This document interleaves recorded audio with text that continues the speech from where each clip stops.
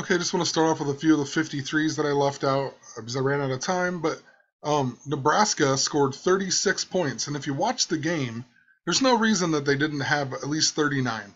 They could have easily scored again, but for whatever the reason, they piddled around and didn't try to score, and then the field goal got blocked magically, and then they ended up just having 36, and then it made the whole Hail Mary story again or whatever. But interesting because in gematria, the word 36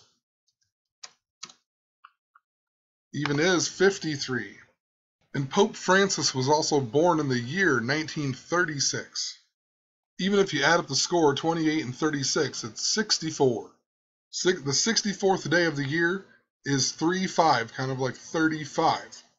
Who knows? The word 64 in gematria even, well, it's 49 in Pythagorean. That's actually significant, but I'm going to skip over that for now. 64 is also 157, kind of like Tom Osborne, Brooke Behringer, Mississippi, tons of other stuff I talked about in the previous videos. These are all on a playlist if you want to go check them out. But just going to move on here then.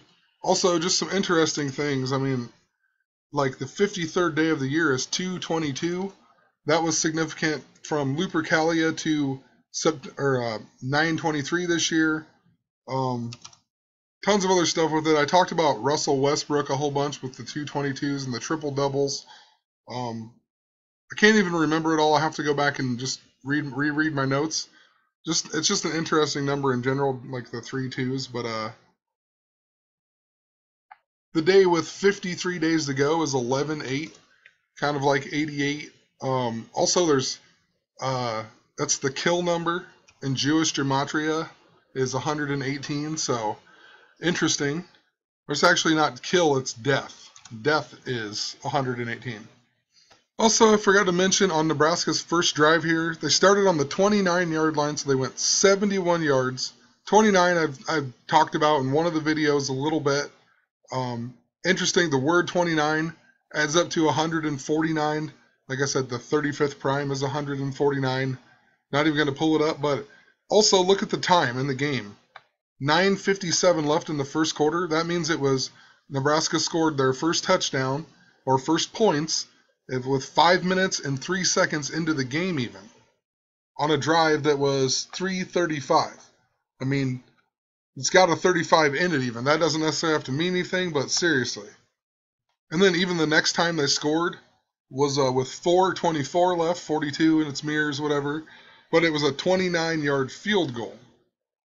And I don't want to get too far off subject here, because it kind of fizzled out. But there was a lot of interesting numbers and whatnot. I mean, look at their drives, like 5:02 and then 2:22, 157 I just talked about, and even 34. And 34 in that first game was just ridiculous. It was all about 34 and 43. Even Edo Smith here run for 17 yards for a touchdown. So Southern Miss's first touchdown was a 17-yard touchdown, or a 17-yard touchdown run. Nebraska scored. They drove the ball 71 yards. Even the 4:04 in the third quarter there, they went 93 yards. But yeah, like I said, I don't want to get you lost or whatever, but it's just some crazy stuff. Also, Southern Miss's best player on defense that day was number 12. He had an interception and he also caused a big fumble. And that's just interesting because, like, in that first game against BYU, even the second game, 12 and 21 were super coded in it. You even had Tanner Mangum that came in with 12-12 left in the fourth quarter. They even moved the ball back to the 12-yard line for who knows why. Tanner Mangum was even number 12. I mean, come on. Even in the third quarter here, Nebraska was up 22-0 going into the third quarter. Number 22 on Southern Miss sacked Tommy Armstrong, and then the next play is when number 12 intercepted the ball. And then Southern Miss 2 plays later on 2nd and 2 scored a touchdown. Then on the kickoff, Newby returned the ball to the 12-yard or the 13-yard line, but the announcers say the 12-yard line. And they do this all the time in these games, I noticed.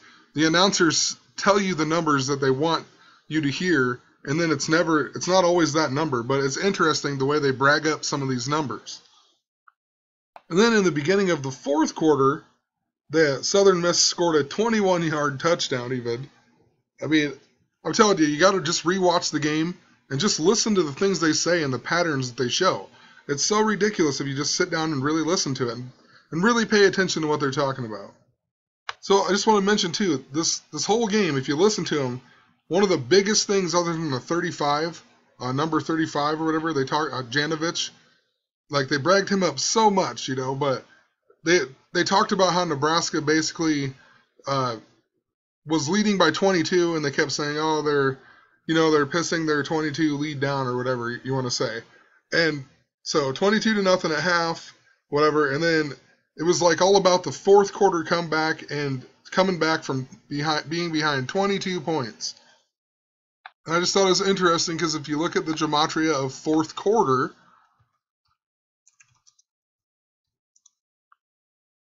wouldn't you know, it's 71. And anyway, also in this game, before I transfer over to the Michigan game, because it's all ties into Lupercalia, which involves Michigan and the sacrificing of the wolf and whatnot, or celebrating the wolf even, but also this 22 has to do with it. But Tommy Armstrong, they talked about how Tommy Armstrong broke a record in this game, and it was for third ever for total offense in the game. And I looked it up, and it actually, when I added it up, it doesn't make sense because he's actually 3 yards behind. But the announcers said this in the game. They said that he beat out Zach Taylor, you know, an ex-Nebraska quarterback. But Zach Taylor, just when I hear Zach Taylor, also I think of the president, Zachary Taylor, who just so happens to be the 12th president of the United States. So who knows, just interesting that it has the same name as the 12th president. But anyway, back to the whole game here.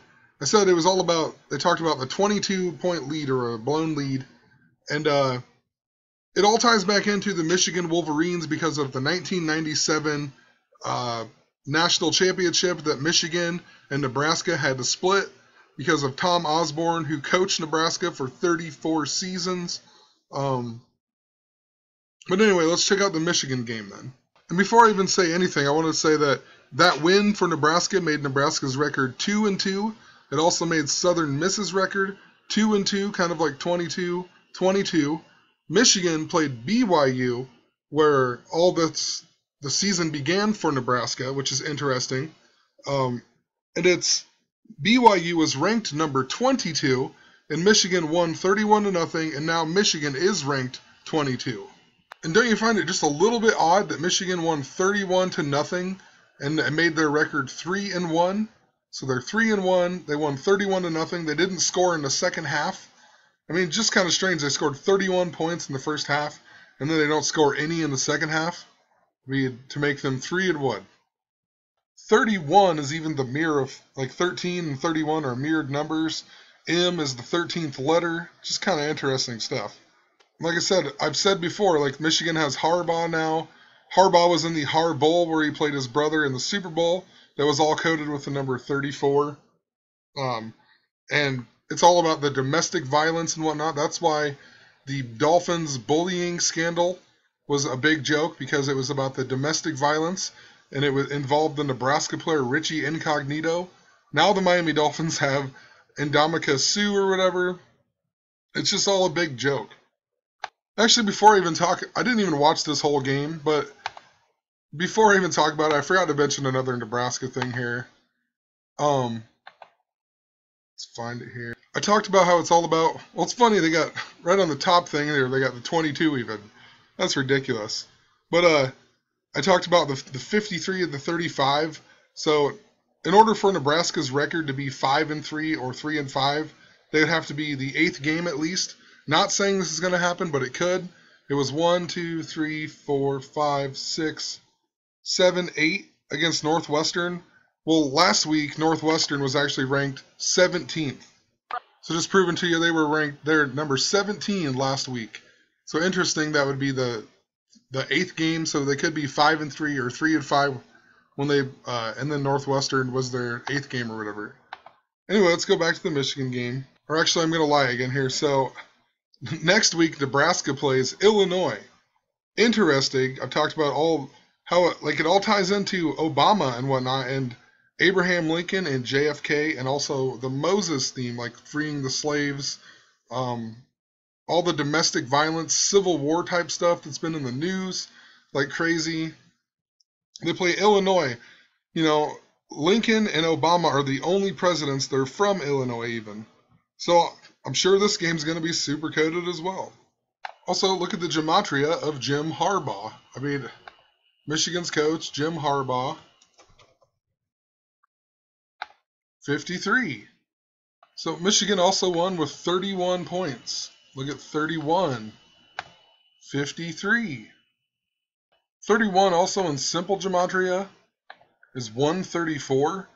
And I'll show you why that's significant here in a second. See here. Michigan's top rusher, De'Veon Smith.